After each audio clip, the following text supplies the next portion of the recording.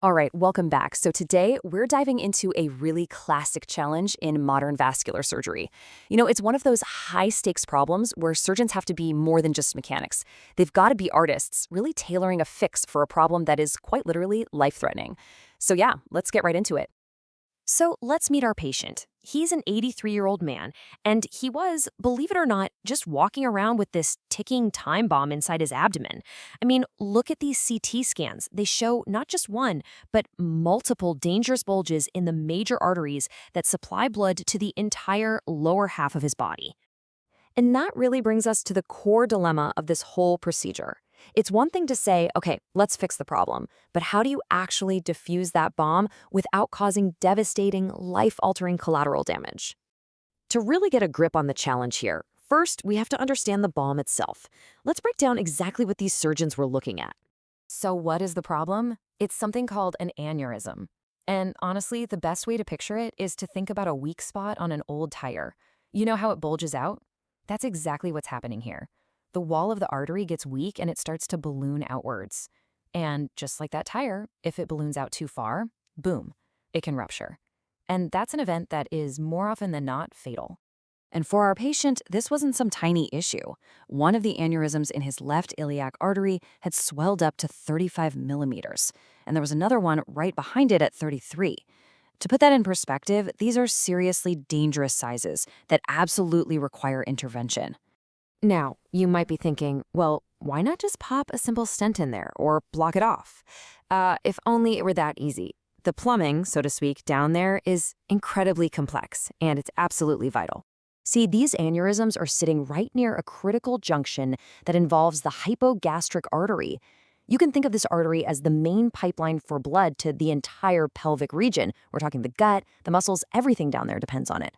So if you block this pipeline, even with the good intention of fixing an aneurysm, the consequences can be severe. We're talking about something called buttock claudication, that's excruciating muscle pain just from walking, or bowel ischemia, which is when your intestines literally start to die from a lack of blood, and erectile dysfunction. These aren't minor side effects, right? These are life-changing complications. Okay, so you think there is a standard fix for this, right? And there is. It's a really cool state-of-the-art tool called an iliac branch device, or IBD for short. It's specifically designed to fix the aneurysm while keeping that critical blood flow going. But, and this is a big but, for this particular patient, there was a tear, what doctors call a dissection, right in the artery wall. And that made using the standard IBD totally impossible. Just like that, the #1 go-to tool was off the table. So with the standard playbook thrown out the window, what do? Well, this is where surgeons really have to get creative and open up their toolbox. This evolution away from massive open surgery to these more clever off-label techniques is a huge shift in medicine, all about being minimally invasive and getting patients back on their feet faster. These are methods that were developed specifically to tackle unique anatomical challenges like this one. They're constantly pushing the boundaries of what's even possible with this kind of surgery. Let's take a look at a couple of them. One of the most clever solutions is called the sandwich technique. Just think of it like you're building a new reinforced split in the artery. First, surgeons slide 2 smaller parallel stent grafts into those 2 crucial branches.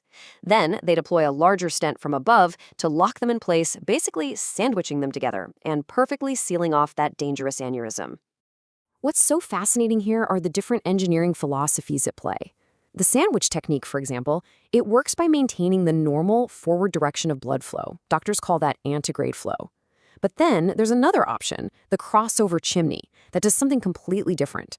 It actually reroutes blood from the other side of the body, creating a backward or retrograde flow to keep the artery alive. I mean, these are 2 totally brilliant but opposite solutions to the exact same problem. And of course, they all have their pros and their cons. The retrograde bypass, it has an incredible patency rate, which just means it stays open, but it's a more invasive surgery. The sandwich and chimney techniques, they're less invasive for sure, but they come with their own unique challenges, like tiny gutter leaks that can happen between the stents, or the long-term questions about relying on that backward blood flow. So with all these options on the table, what did the surgical team decide for our 83-year-old patient with his very specific anatomy? Let's see how they built a custom solution just for him. They didn't just pick one technique off the shelf. Nope. Instead, they designed a hybrid plan, a completely custom-tailored solution that treated each side of his body differently based on its specific set of problems. The plan had two parts. For the right side, where the anatomy was okay, they decided to use the standard iliac branch device to preserve that all-important hypogastric artery. But on the left side, the one with the tear, they made a really tough call. They decided to sacrifice it. They would strategically block it off or embolize it to neutralize the aneurysm, and they rely on the healthy preserved right side to do all the work for the entire pelvic region. Okay, now for the really cool part. Let's scrub in and go inside the operating room to see how this brilliant plan was actually put into action. This is just beautiful. It perfectly shows the elegance of this technique. So, the patient's arteries were all twisted and curvy, making them really hard to navigate. What did the surgeons do? They threaded a guide wire all the way up from one leg and out the other. Then, by pulling it taut, they literally straightened the path, creating a stable highway to deliver all their tools exactly where they needed to go. So on that left side, the plan was to block it. Using that stable guide wire, they were able to navigate deep into the branches of the diseased artery and deploy a really dense pack of tiny platinum coils. You can see it here. The artery's open on the left, and then on the right, it's completely blocked by this mass of coils, which safely cuts off all blood flow to that dangerous aneurysm. And here it is, the final picture, the angiogram.